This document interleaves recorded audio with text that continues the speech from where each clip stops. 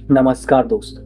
आप देख रहे हैं हमारी 12 ज्योतिर्लिंग यात्रा श्रृंखला और आज हम पहुंचे हैं भारत के सबसे रहस्यमय, सबसे कठिन और सबसे सब दिव्य शिवधामों में से एक केदारनाथ टेम्पल। यह वह स्थान है जहां भगवान शिव स्वयं ज्योतिर्लिंग के रूप में प्रकट हुए थे, जहां पांडवों ने अपना पापों से मुक्ति पाई थी, जहां आदि गुरु शंकराचार्य जी ने समाधि ली थी और जहां 2013 की सबसे विनाशकारी बाढ़ भी मंदिर को नुकसान नहीं पहुंचा सकी थी। लेकिन क्या आप जानते हैं केदारनाथ ही एक ऐसा ज्योतिर्लिंग है जो समुद्र तल से लगभग 3584 मीटर ऊंचाई पर स्थित है। आज की इस वीडियो में हम जानेंगे केदारनाथ ज्योतिर्लिंग की उत्पत्ति कथा, पांडवों से जुड़ा रहस्य, पंच केदार का महत्व, केदारनाथ मंदिर का इतिहास, 2013 का चमत्कार, भैरवनाथ मंदिर का रहस्य, यात्रा कैसे करें, दर्शन का सही समय और वो बातें जो बहुत कम लोग जानते। केदारनाथ ज्योतिर्लिंग की उत्पत्ति कथा पौराणिक कथाओं के अनुसार महाभारत युद्ध समाप्त होने के बाद पांडवों अपने संबंधियों की हत्या के पाप से परेशान होकर इस पाप की मुक्ति को पाने के लिए भगवान शिव के दर्शन करना चाहते थे। लेकिन भगवान शिव उनसे नाराज थे, इसलिए वे उनसे मिलने से बचने के लिए हिमालय की ओर चले गए।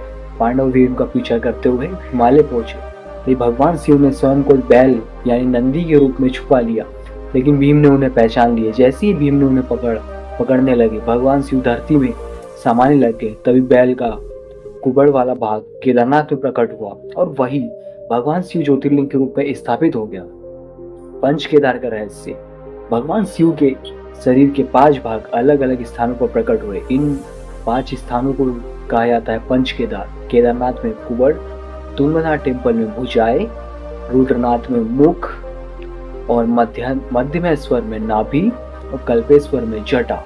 इन 5 मंदिरों की यात्रा करना अत्यंत पुण्यदायक माना जाता है। केदारनाथ मंदिर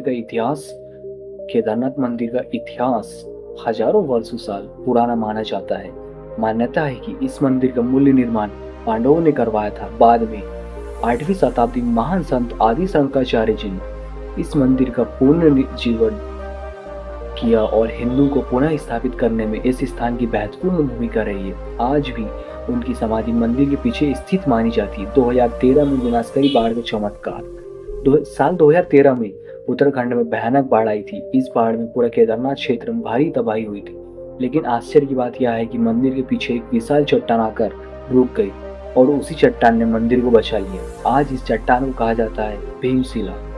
भक्ति से भगवान शिव का चमत्कार मानते हैं। भैरवनाथ जी का रहस्य जानते हैं। बहुत कम लोग जानते हैं केदारनाथ मंदिर की रक्षा करते हैं भैरवनाथ जी। मान्यता है कि जब सर्दियों में केदारनाथ मंदिर बंद हो जाता है तब भैरवनाथ जी पूरी क्षेत्र की रक्षा करते हैं। सर्दियों का रहस्य, सर्दियों के मौसम में केदारनाथ क्षेत्र पूरी तरह से बर्फ से ढक जाता है या 6 से 8 फीट तक बर्फ गिरती है। फिर भी मान्यता है भगवान शिव की पूजा रुकती नहीं। सर्दियों में भगवान केदारनाथ की पूजा होती रहती। मंदिर की अद्भुत बनावट, केदारनाथ मंदिर की सबसे आश्चर्यजनक बात यह है कि यह मंदिर विशाल पत्थरों से किया गया है। इतनी ऊंचाई पर इतने बड़ा पत्थर को पहुंचाना आज भी रहस्यमय माना जाता है। केदारनाथ जी का शिवलिंग सामान्य शिवलिंग की तरह नहीं, बल्कि यह बैल के कुबड़ के आकार जैसा दिखाई देता है। केदारनाथ मंदिर के पास बहती है मंदाकिनी नदी। मान्यता है इस नदी में स्नान करने से पाप समाप्त हो जाते हैं। केदारनाथ यात्रा कैसे करें अब हम जानते हैं। केदारनाथ यात्रा शुरू होती है गौरीकुंड से। यहाँ से लगभग 16 से 18 किलोमीटर की पैदल यात्रा करनी पड़ती। भक्त यहाँ पहुँचते हैं पैदल या घोड़े से, पालकी से या हेलीकॉप्टर के माध्यम से। लेकिन पैदल यात्रा को सबसे अधिक पुण्यदायक माना जाता है। अब हम बात करेंगे मंदिर कब खुलता है। केदारनाथ मंदिर हर वर्ष खुलता है अक्षय तिथि पर और बंद होता है भाई दूज पर। बहुत कम लोग जानते हैं आदि शंकराचार्य ने केदारनाथ मंदिर के पास ही समाधि ली थी। यही स्थान उनके जीवन का अंतिम पड़ाव माना जाता है। केदारनाथ से जुड़ी कई मान्यताओं के बारे में हम बात करेंगे। यहाँ मान्यता है कि यहाँ आने वाला भक्त कभी खाली हाथ नहीं लौटता। यहाँ दर्शन करने से मोक्ष प्राप्त होता है या ध्यान करने से मानसिक शांति मिलती है।